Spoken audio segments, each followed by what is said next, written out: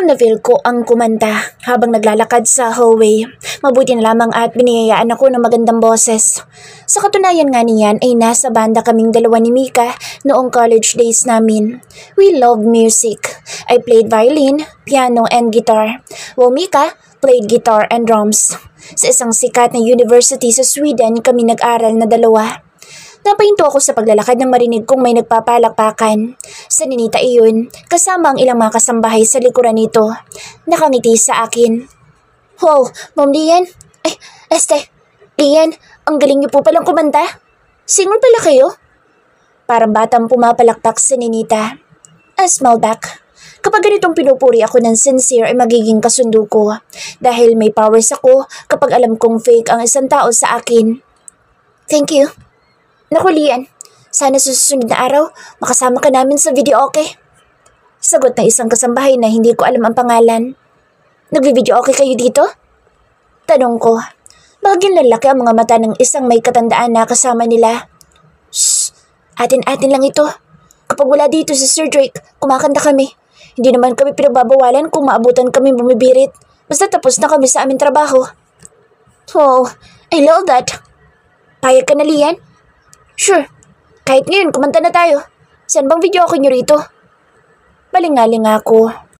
Naku, na-excite ka naman agad, Lian. Maghahapunan na kaya. Sa susunod na araw na lang. Tsaka may mga bisita sa Sir Drake. Ingus ni Ninita. Yaan mo sila. Palata ko. Sumama ka na lang sa amin at ihanda ang pagkain sa lamesa. Tsak, tapos na si Manang magluto ng hapunan. Sagot ni Ninita. Pero in fairness, ang ganda-ganda mo, Lian. Ang kinis-kinis ng balat mo at ubod ng puti. Sobrang mistisa. Para kang artista eh. Anong lahi mo? Tanong ng isa na kasinliit din ni Ninita. Hindi ko alam kung sasagutin ko ba ang tanong nito o hindi na. Saka alam mo ba? Sayang ka kung katulong ka lang dito tulad namin. Dapat sa'yo, ginagawang reyna. Saka mas bagay sa'yo ang ganyang mga suot. Para kang model. Hindi yung pang madre. Hindi bagay sa'yo maging katulong. Hindi ka naman ata katulong lang dito. Hindi naman talaga siya katulong dito. Magiging... Sagot ng isang may katandaan na, Hep, magsitigil kayo at baka marinig tayo ni Sir. Malilintikan tayong lahat sa kakachismis natin. Saway ni Ninita. OA naman ito. Nakangusong salita ng kasing liit ni Ninita. Oy, halina kayo at hayaan nyo na si Lian. Importante ay may kaibigan tayong Diyosa dito. Bibihira lang mangyari ang ganito pagkakataon sa tulad natin mga hampas lupa. Ay, grabe siya. Nakangawing sagot ni Ninita. Natuwa na lamang ako sa mga ito. Kung ganito pala ang makakasama ko sa araw-araw, hindi ako mabuburyong. Lahat makakasundo ko. Nang makarating sa dining area ay pinaupo lamang ako ng mga ito. Dahil hindi ako pinatulong ng mayordoma dahil hindi naman daw si Drake ang nag-utos na tumulong ako sa kanila. Napao na lamang ako bilang sagot. Pinauna pa nga nila ako mag-dinner dahil hindi pa daw tapos ang meeting ni Dracula sa kanyang mga kasamahan. Niyaya ko naman kumain ng mga ito pero halos lahat ay tumanggi. Hindi daw sila sumasabay sa pagkain ng kanilang amo. Hindi na ako nakipag-argumento pa at nakakagutom ang seafoods na nakahain sa harapan ko. Matapos kong kumain ay hawak ko naman ang chocolate cake sa malait na transparent na bowl. Super sarap niya in fairness. Iniwan ko na ang mga katsikahan ko dahil ayaw nilang makita sila ni Dracula na nagchichismisan habang nasa trabaho. Naglalakad akong palabas ng castle na ito nang makita ko ang isang pamilyar na kotse. Wait a minute. Naglalakad ako habang umunguya. Hindi ako namamalikmata dahil alam kong pamilyar sa akin ang ganitong sports car. May isa pang kotseng itim pa akong nakita at may dalawang kotse sa likod noon. At may mga bodyguards na akala mo'y mga taga-NBI ang datingan. Oh well, may bisita nga pala si Dracula na isang mayor.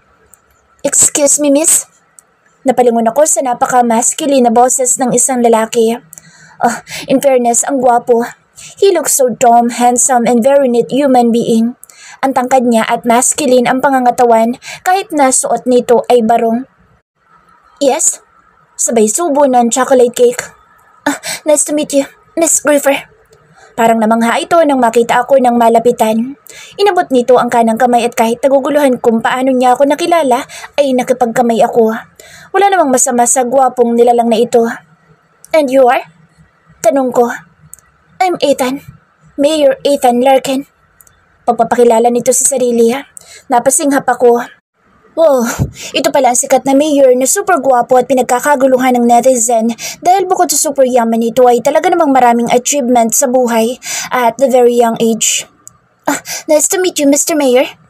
Nakangiti ko at binawi na ang magandang kamay ko. Gwapo siya pero wala namang kakaiba para sa akin. Freemonger is securing his property. Napapailing na nakangisi ito. What? Bakit hindi ka pa lumalayas, Larkin? Parang kidlat na umalingaw-ngaw ang boses na pamilyar sa akin, sa Dracula. Napasimangot ako nang makita ko kung paano ito lumapit sa akin at agad na inilayo ako kay Mayor Ezekiel. Hey, mainit na agad ang ulo mo. Nakapagkilala lang ako. Nakangisi si Mayor Ethan na parang nang aasar. Hindi mo kailangan makapagkilala sa kanya. Umuwi ka na at baka magbago pang isip ko na tulungan kita. Simangot na sagot nito kay Mayor. Hindi ko na maintindihan ang pinag-uusapan ng dalawang malalaking taong nasa harapan ko dahil ibang lengguwahe ang ginagamit. Patawa-tawa lang si Mayor habang si Dracula naman ay parang sinasapian ng masamang espiritu dahil mukhang gustong manuntok ang itsura nito. Sira ulo talaga. Saktong umalis na si Mayor at ang mga bodyguards nito ay ubos na rin ang kinakain kong chocolate cake. Bakit ba ang tigas ng ulo mo? Bakit ka palakad-lakad pa rito habang kumakain? Nakaharap sa akin si Impacto habang nakapamewang. Asar ako nakipagtitigan sa Impactong nasa harapan ko ngayon. At sino ka ba para sundin ko? Kung ako sa'yo, iuwi mo na lang ako kung gusto mo pang humaba ang buhay mo. Matapang kong sagot. Ngaw-ngaw ito ng ngaw-ngaw ng ibang lengguwahe na hindi ko alam. Gago talaga. Siguro yung minumura na ako ng Impactong ito at iniiba ang salita para hindi ko maintindihan. Magpahinga ka na at bukas na maaga simula ng totoo mong trabaho. Bumaba ang boss nito na mukhang kalmado na. Hindi ko na ito pinansin at nalagpasan na lang. Wala akong sa mood na makapag-usap sa siraulong ito. Mainitin ang ulo ko pero iniingatan kong huwag madamage ang skin ko sa sobrang galit. Kailangan ko ang skincare ko. Basta ko na lang nilapag sa kung saan ang hawak kong bowl at umakyat na ng hagdan. Wala ako sa mood at bahala na silang maghugas ng pinagkainan ko. Malapit na ako sa aking kwarto nang maamoy ko ang pamilyar na pabango. Teka, iisa lang alam ko naliligo sa pabango ng ganoong amoy Ang kakambal ko si Lander. Nagpalingalinga ako. Wala naman ako nakitang kakaiba pero ang amoy ay talaga namang nakakalat sa hangin.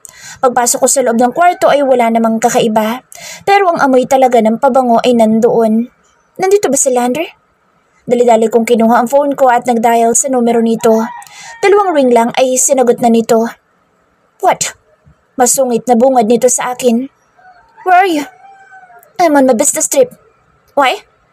Liar, ba't naamoy kita? Andito ka ba sa paligid? Inikot ko mga mata sa buong silid. What are you talking about? Kakalayas mo? Nag-hallucinate ka na, Lian. Buisit ka? Pangit mong kausap? Pinatay ko na lang agad ang tawag. Wala talagang kwenta kausap ang kapatid kong iyon. Sarap bigwasan. Kailangan ko ng maligo ngayong gabi para matanggal ang lahat ng masamang bakterya at virus na kumapit sa aking katawan. Dagdagan pa ng pangit na sa Dracula na iyon. Mabuti na lamang complete set ang skincare ko. Hindi ako mabubuhay nang wala ang mga iyon. What the damn noise? Asar akong napabalikwas ng bangon nang makarinig ng kakaibang tunog na akala mo pati eardrums ko ay dudugo na sa sakit. Parang tunog iyon ng fire truck na akala mo ay may nasusunog. Ayaw na ayaw ko pa naman sa lahat ang ganitong gising at pakiramdam ko ay para akong sinasaniban ng masamang spirito sa katawan. Wala pang 5 a.m. Buisit! Frustrated kong hiyaw sa loob ng aking silid. Kahit masama ang gising ko ay pinilit kong bumaba ng bed. Langya na Dracula na ito. Alam kong siya ang may pakana ng lahat ng ito. Kung inaakala niya ay kaya niyang sindakin ako sa mga ganitong eksena niya sa buhay, pues nagkakamali ang Impactong iyon. Si Lian ito na maganda at sexy, plus mautak pa ito sa lahat ng swapang. Hindi ko na kailangan na maghilamos o kahit na magmumugban lang. Kailangan ko lumabas agad ng kwartong ito kahit na sabog-sabog ang maganda kong buhok at suot ko ang sexy white nighties ko. Padabog akong bumaba ng hagdan at walang pakialam na nagkanda haba-haba ang mga liig ng ilang mga kasambahay na maaga pa lang ay naglilinis na ng buong castle na ito. Dracula! Malakas kong tawag sa buong kabahayan, as if naman kung marinig ako dahil sa laki ng kabahayan na ito. Dracula! Asar kong tawag muli. Diyos ko, Lian, ano nangyari sa'yo? Halos magkandara pa ang tatlong kasambahay kasama na roon sa Ninita. Palapit ang mga ito sa akin kahit na may mga hawak na pamunas ang mga kamay. Where is he?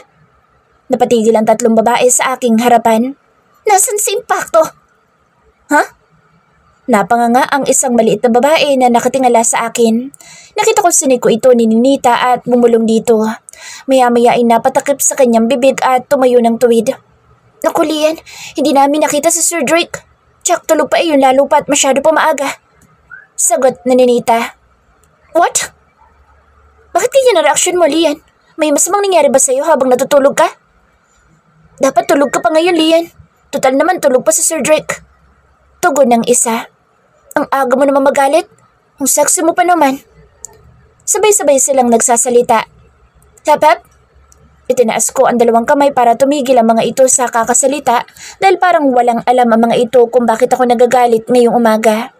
Mukhang nakuha naman ang mga ito ang ibig ko sabihin kaya nagsitigil ang mga ito. Kaya asar akong naikwento sa mga ito ang dahilan ng aking pagising. Labis ang pag-iling ng mga ito dahil wala naman daw silang naririnig na kakaiba tulad ng mala-fire truck. Baka guni-guni mo lang iyon, Lian. Baka nananaginip ka ng masama kaya ganoon. Kung ako sa'yo, Lian, itutulog ko na lang ulit yan. Sagot na Ninita. Kahit masama ang mood ko ay hindi na ako nagsalita, pero ang utak ko ay marami ng ganap. Nakakabuisit naman talaga dahil parang walang mga alam itong mga tao dito. Hindi kaya nagkamali lang ako ng pandinig kanina? Pero hindi dahil halos tumugo ang eardrums ko. Langya ka, Drake. He can't go back to my bed kapag ganitong bad trip ako. Nauna na akong tumalikod sa mga ito, hindi para bumalik sa aking kwarto kundi para libutin ang paligid papunta sa aking kwarto. Naglalakad ako patungo sa hallway. Kahit Victorian style pa ang castle na ito ay hindi naman nakakatakot o sadyang hindi lang ako matatakutin. I want to see if something strange. Wala talagang kakaiba bukod sa mga antiques, statue at portraits na nasa paligid. Damn that bastard! Nagpalingalinga ako sa itaas at kahit malayo ay may napansin ako mga CCTV. Nag-middle finger ako habang nakatingin sa CCTV dahil para sa kanya iyon. Akmang pipihitin ko na ang doorknob nang may tumawag sa pangalan ko. Si Ninita. Lian! Why? Ano? Kwan? Total naman ay gising ka na. Magpalit ka na ng uniforme mo dahil maaga mag-almusal si Sir Drake. Kailangan mo na siya kasi kasuhin. Parang nahihiya pang salita ni Ninita. Sure, para ma-poison ko Impactong yun. Lian? Namamangha itong nakatingala sa akin. Napahawak pa ang dalawang kamay sa bibig nito sa gulat. Char? Sabay ngisi ko at nag-sigh ng peace. Kahit mukhang nawiwerduhan si Ninita, sa akin ay nagpaalam na rin ito. Ako naman ay pumasok na sa aking silid. Naligo ako at halos abuti na 1 oras dahil may ritual pa ako sa aking katawan dahil skincare is life. Lumapit ako sa antigong cabinet at binuksan iyon. Kahit labag sa loob ko na isuot yung uniform na parang madre ay wala akong magagawa. Mabuti na lamang at hindi ito mainit sa katawan nang isuot ko ang isa kahapon. It's comfy to my skin. Habang hawak ko ang itim na itim at mahabang bestida ay may naisip akong idea. Kahit napakapangit nito sa aking paningin ay dapat itong mag-level up. Mabuti na lamang at marunong ako sa mga fashion style.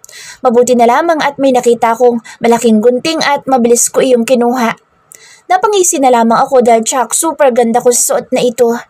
May pa-whistle pa ako nalalaman habang ginugupit ang napakahabang laylayan. Ginupit ko iyon hanggang sa akin tuhod. Pinutol ko rin ang mahabang manggas. Ginupit ko rin ang nasa may bandang dibdib para naman lumabas ang maganda kong cleavage. Yes, super proud kaya ako sa aking malakokomelo na dibdib. Nang matapos ay itinapon ko ang mga pinagupitan ko sa maliit na trash can at mabilis na nakapagbihis. Wow! Kulang na lang ay halikan ko ang sarili sa sobrang kagandahan ko ngayon sa harapan ng salamin. Bukod sa bumagay sa akin, ang suot ko ay litaw na litaw ang mapuputi at flawless kong skin. Ay, salamat sa aking mommy na minana ko pa ang ganda at kaseksihan. Nag-blower lang ako ng buhok para naman maging smooth at looking fresh ang aking buhok. Naglagay na rin ako ng make-ups para pak na pak ang kagandahan ko. And lastly, kinuha ko ang leather boots ko na malapit nang umabot sa aking tuhod. Perfect, Lian! Bago ako lumabas ng kwarto ay nakailang selfie pa ako. Kailangan ko itong i-post sa Instagram ko. Ayokong malungkot ang mga followers ko dahil walang update ang kanilang idol. Lagpas alas 7 na pala ng umaga. Maarte kong tinignan ang suot kong wristwatch. Oh wait, bago ako tuluyang lumabas ng silid na ito, kailangan ko mag-shades para mas lalong mabuwisit sa Dracula sa akin. Ewan ko na lang kung hindi niya pa ako pauwiin. Good morning everyone! Bati ko sa lahat ng kasambahay na mukhang mga busy. Para akong prinsesang bumaba sa hagdan. Yun kasang feel ko. Lahat sila napatigil sa ginagawa at natulala. I just smiled at them. Alam ko naman na namamangha pa rin sila sa taglay kong kagandahan. Silihan kaya ako? Mukhang mga busy kayo ngayon Naku, huwag kayo masyadong magpagod. Dapat pa petiks-petiks lang ang trabaho nyo. Huwag yung pinapagod ang sarili nyo. Sabay halukip-kip ko sa mga ito. Naku, hindi po namin pwedeng gawin yan, Miss Lian. Trabaho po namin ito. Sanay na po kami, Miss Lian. Hindi naman nakakapagod. Sanay na kami. Sabay-sabay na nagpalitan ng salita ang mga ito. Ang iba naman ay halos hindi ko na naintindihan. Well, bahala kayo. Concerned lang ako. Maarte ako napahawak sa aking shades. Maya-maya pa ibigla na lamang nagsitalikod ang mga ito sa akin at halos yukong-yuko na nagpulwasan at ipinagpatuloy ang mga ginagawa. Lian! Boses na super pamilyar sa akin. Walang iba kundi si Impactong Dracula. Humarap ako rito pero parang mali ang ginawa ko dahil halos matumba ako dahil sa sobrang pagkakalapit nito sa akin. Mabilis ang isang kamay nitong napahawak sa aking bewang at ang isa ay nakaalalay sa aking kamay. Dracula! Angil ko rito. Bigla tuloy tumalbog ng husto ang aking dibdib dahil hindi ko agad ina-expect ang ganitong scene. Why are you late? Matama nitong nakatingin sa akin. Kung makatingin ay para bang pati kaluluwa ko ay nakikita nito sa sobrang pagkakalapit ng mukha nito sa akin. His scent seems familiar to me. Let me go. Halos magkanda buhol-buhol ang hininga ko. Pero parang wala itong narinig bagkus mas lalo niyang inilapit ang mukha nito sa akin at ngayon ay halos magkanda duling-duling na ako. Huwag kang papaapekto sa amoy. Lian, wake up. So lovely. Stop! Hinawakan ko ito sa magkabilang balikat para ihuwalay ang katawan ko sa kanya. Hindi ko pa nagugustuhan ang pagsasalita nito dahil nanunuot ang mabangong amoy nito hanggang sa mga buto ko. Can't you remember me all this time? Biglang lumamlam ang mga mata nito sa akin. What the heck are you saying? Naguguluhan kong sagot. Napabuntong hininga ito at mapait na ngumiti. I'm sorry, my kitten. What? Hindi ko na napigilan at nagpumiglas na ako ng tuluyan. Binitawan niya ako. Bukod sa mukhang weird na itong si Dracula ay ibang klase ang pagkalabog ng dibdib ko. Langyang yan. Wala akong matandaan na nangyari sa akin ang ganitong klaseng pakiramdam. Hell no. Hindi kasama ang first ex-boyfriend ko nung middle school ko pa lamang ako. That's my biggest nightmares ever since. Asshole stupid jerk. I'm hungry. Hinagod niya ako ng tingin at mukhang doon niya lang napansin na iba ang suot ko at hindi pang madre. Something sparkling to his eyes. Wow, you look fabulous. So beautiful. Mula ulo hanggang paa ay hinagod niya ako ng tingin at nagtagal sa aking litaw na cleavage. Oh well, that's my assets. Pero sa mga mata ni Dracula ay parang kakaiba sa pakiramdam ko. I felt a little shy. Are you done? Mukhang nahihibang na si Dracula sa paninitig ng dibdib ko, kaya mabilis na akong tumalikod at naglakad. Wala akong pakialam kung sumunod ito sa akin o hindi. Nagugutom na ako. Nang makapasok sa dining area ay mabilis na nagsitinginan sa akin ang mga ilang kasambahay. Pinasadahan ako ng tingin mula ulo hanggang paa. Wow, ang ganda niyo po, Miss Lian. Para kayong artista. Nginitaan ko na lamang ang mga ito at agad ako naupo. Dinaluhan naman ako ng 2 kawaksi at inasikaso ako para sa aking breakfast. Hindi na ako nagtaka kung hindi katulong ang turing nila sa akin at pagsilbihan ako bilang prinsesa. Sa ganda kong ito, natural naman. Nagulat pa ako nang tumabi sa aking kanan si Dracula. Agad ako napatingin dito habang nakatikwas ang maganda kong kilay. Kakain ka rin? Mapanghusga ko itong tiningnan na para bang bawal itong kumain sa loob ng kanyang pamamahay. Yes, honey. Sabay kindat ni Impacto. Napaikot na lang ang eyeballs ko. Buisit na Dracula. Hindi ko na ito pinansin na magsimula na kami mag-breakfast. Kahit asar sa presensya nito ay kumain ako ng magana at in fairness, ang sarap. Hindi ko tinitingnan si Impacto dahil baka ako'y mabilaukan lang. Nang matapos ay tumayo na ako. Aba, at tumayo na rin si Dracula. Let's go to my office. And why? Maldita kong tanong. It's your job. Mabilis nitong hinawakan ang kanang kamay ko at agad ako napakislot. Kakaibang kuryente ang dumaloy sa aking kamay hanggang sa aking katawan. Kaya nagpumiglas ako. Stop acting like a kid. Time's running. Phew! Malakas kong salita, pero parang wala lang dito at ngayon ay kinakaladkad na ako. Umuulan tuloy ng murang aking bibig. Nakita ko pang ilang kasambahay na nakayuko at parang ayaw makialam sa amin ni Dracula o baka takot mapagalitan ng kanilang amo. Nang makarating sa office nito ay agad nitong itinuro sa akin ng isang table na tambak ang mga papel. Agad akong lumayo rito. What the hell? Your first job is to encode this one by one. Ako ba'y pinaglololoko mo, Dracula? Kulang na lang ay umusok ang ilong ko sa pagkabuisit. Hindi ba nito alam na graduate na ako sa ganitong trabaho? Tinutulungan ko nga ito sa office ni Daddy. You can have a choice, honey babe. Lumapit ito sa akin at agad akong lumayo. Umirap lang ako. Magbungkal ka na lupa sa labas o dyan ka uupo. Turo nito sa table. Sira ulo ka ba? Alam ko naman ayaw mong maarawan ng maganda mong skin. You can enjoy your day after that. Sabay kindat ng Hudyo at naupo na sa kanyang executive table. Impacto talaga. Kahit labag sa loob ko ay naupo na ako. Buwisit na impacto. Patatapos ko ba agad ito sa isang araw? Langya talaga. Humarap na lamang ako sa laptop at nagsimulang magtipa. Ginawa pa akong secretary. Mas matindi pa pala ito kasi sa office ni Daddy. Ganito ba kahirap maging lawyer? Lumipas ang sandali ay nakaramdam ako ng antok. Napahikab pa ako. Gosh, pasimple ako lumingon kay Dracula. Mukhang busy at ayaw pastorbo ang pagmumukha nito. Aba, naging gwapo bigla. Naka-eyeglass pa eh. Hanggang sa wala ng tigil ang paghihikab ko. Muli napatingin ako kay Impacto. Wala naman nagbago sa tabas ng pagmumukha nito. Hindi naman niya ako napapansin. Just take a nap, Lian. 5 minutes. Kinuha ko ang throw pillow sa aking likuran para gawing unan. Iginilid ko ang tambak ng mga papel at hindi ko na ginalaw ang laptop. Ilang sandali pa ay nakaidlip na ako. Nakarinig ako ng mahinang boses na nagsasalita. Yes, she's okay. Not really. Yeah. Okay, no problem, buddy. And then, a gentle hand touched my face. Panaginip pa rin ba ito? Honey babe, I missed you. Pamilyar ang boses na iyon. Naramdaman ko ang paghalik nito sa aking noo. Napabalikwas ako ng bangon nang marinig ko ang pag-vibrate ng phone ko. Napaismid ako nang mabasa ko ang phone caller, si Lander. What? Mataray kong bungad. How's your day? At bakit mo tinatanong? Napaikot pa ang eyeballs ko. I'm just checking you. So, how's your vacation? Nasa Germany ka ba ngayon? Italy? Switzerland or Canada? Para nang aasar pa ang pagtatanong ni Tukmol sa akin. Kinagago mo ba ako, Lander?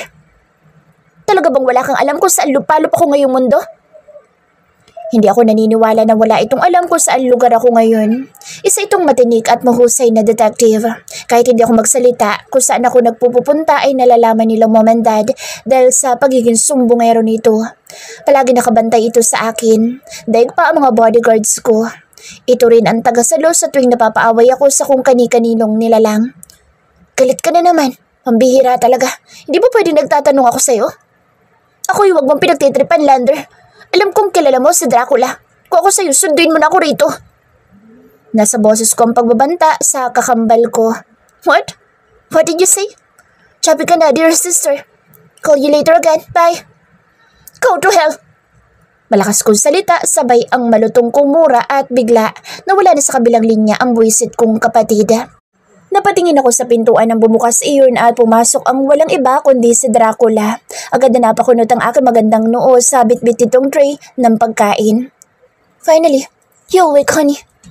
Nakangiti itong lumapit sa akin at inilapag ang tray sa side table. Nagtataka ako sa kilos nito nang maupo sa gilid ng kama ko. Siguro naman sobra-sobra na ang pagidlip mo at pwede ka na magtrabaho mamaya. What the hell? Agad ako napasinghap nang maalala ko ang nangyari mula kaninang umaga.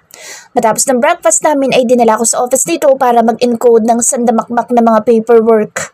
Hindi pa nga nag-iinit ang aking puweta nang inatake ako ng antok at nakaidlip. Takte, anong oras na ba? It's okay, honey babe. Kumain ka muna ng lunch mo para hindi ka magutom. Ayoko nagugutom ang honey ko. Malambing ang boses nito. Ako naman ay halos matuyuan ng laway sa sinabi nito at pati ba naman sa endearment nito sa akin. Gusto kong singhalan sa Dracula dahil parang pa-fall ang buwisit. Pero hindi. Hindi ko nagpapa-apekto sa mga ganitong moves na mga playboy. Sanay na ako sa mga manliligaw ko, mga mukhang bayawak ang mga pagmumukha. Sino nagdala sa akin dito? Kahit parang alam ko na ito ang nagbuhat sa akin nang makatulog ako sa trabaho ay kailangan ko pa rin kumpirmahin. Me? Why? Why? Syunga ka ba? E di sana ginising mo na lang ako. Bumuntong hininga ito at nagsalita. Huwag ka na magtaray. Kumain ka na at baka sumakit pa ang tiyan mo. Hinuwakan mo ako? Hinuwakan mo ang maganda at makinis kong skin? Bulalas ko kay Dracula. Kumunot ang noo ni Dracula. Yeah? Binuhat kita at dinala dito sa room mo. Hiyo! Malinis ba mga kamay mo? Baka may bakterya ka. Parang diring-diri pa ako na ipinagpag ng kamay ko ang balikat ko at braso. I sanitize my hands before I pick you, Lian. Ipinakita pa nito ang dalawang malaking palad sa akin as if naman susuruin ko pa. Inirapan ko na lang si Impacto dahil naramdaman ko na lang ang pagkulo ng akin tiyan. Habang kumakain ay napakunot-no ako at tumingin kay Impacto na hanggang ngayon nasa gilid ng kama at nakatunghay sa akin. What's your problem? Why you still here in my room? Get out! Pagtataray ko at tinuro ang pintuan para lumabas na ito. Wala akong pakaalam kung siya ang may-ari ng buong castle na ito. He invaded my privacy. Gusto ko lang panoorin ka, honey. Bakit ba parang ang sweet nitong magsalita? Hindi ito si Impactong unang nakilala ko. Mayabang at mukhang playboy ito sa aking paningin. Bakit iba ay pinapakita nito sa akin? Something's fishy. Nagkibit balikat na lang ako. Bahala siya sa buhay niya. Basta ako'y kakain na ng lunch at mainggit siya. Mabilis ko lang ding naubos ang pagkain ko at tumayo ako para bumaba ang kinain ko. Ayoko magkabilbil. Ingat na ingat akong wag magka-fats ang sexy body ko. Napansin ko sinusundan pa rin ako ng tingin ni Dracula. Tahimik lang ito pero ang bawat galaw ko ay sa akin nakatingin. What? Nakatikwas ang maganda kong kilay na nakatingin kay Dracula na ngayon na hindi gumagalaw sa pagkakaupo. Nakapamewang akong humarap dito. Kung gandang-ganda ito sa akin ay wala akong magagawa. Nasa dugo na talaga namin ang pagiging maganda, matalino at super sexy na katawan. Sunuyod ako nito ng tingin mula ulo hanggang paa at tumayo kaya napatingala ako kay Dracula. Bumuntong hininga pa ito na akala mo ay may malaking problemang kinakaharap sa buhay. Honey babe. Mababa ang boses ni Dracula habang nakatingin ng mariin sa akin at bumaba pa ang mata nito sa aking litaw at kumikinang na cleavage. Manyak, isang gago. Agad kong tinakpan ng kaluwang kamay ko ang pinagpala kong hinaharap at ang kanang kamay ko naman ay nakakamao na at handang suntukin ito oras na magkamali. No, I'm not. Agad naman itong umiling na para bang sinasabi na hindi siya ganoong klaseng nilalang. Really? Panguuyam ko habang nakatikwas ang isang kilay. Yes. Anyway, let's go down, honey babe. I want to show you this whole castle para in case na wala ko dito ay hindi ka maliligaw. Ngumiti na matamis si Drake. Kahit may pagdududa sa impaktong ito ay gusto ko rin namang libutin ang kabuuan ng castle na ito dahil mukhang ma-adventure naman. Nauna na ito naglakad at nakahawak na sa doorknob nang magsalita ako. Akala ko ba kaya bantay sarado ka sa akin dahil tambak ang trabaho mo? Ngayon naman lilibutin natin itong bahay mo na kasintanda mo? Napatigil sa Dracula at humarap sa akin. Kunot noo pa. It is part of your job, honey. May mga bagay na dapat may alam ka para hindi ka nagtatanong. What? Parang hindi ko na nagustuhan ang huling sinabi nito na hindi dapat ako nagtatanong. Nahihibang na ata ang tukmol na ito. Halika na nga. Ang dami mo talaga reklamo kahit kailan. Lumapit si Dracula sa akin at hinawakan ang kaliwang braso ko at umuulan na mura ang pinakawalan ko sa aking bibig.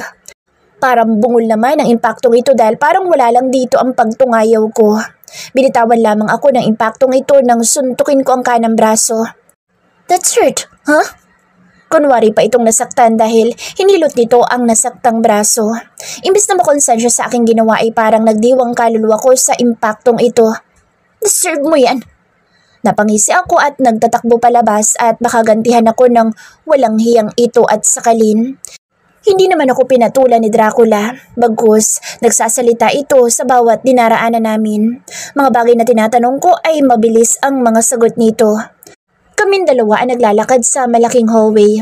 Napapansin ko ang ibang familiar na gamit dahil nung minsan na ako nag-tour sa Europe ay nahiligan ko na ang pumunta sa mga castle.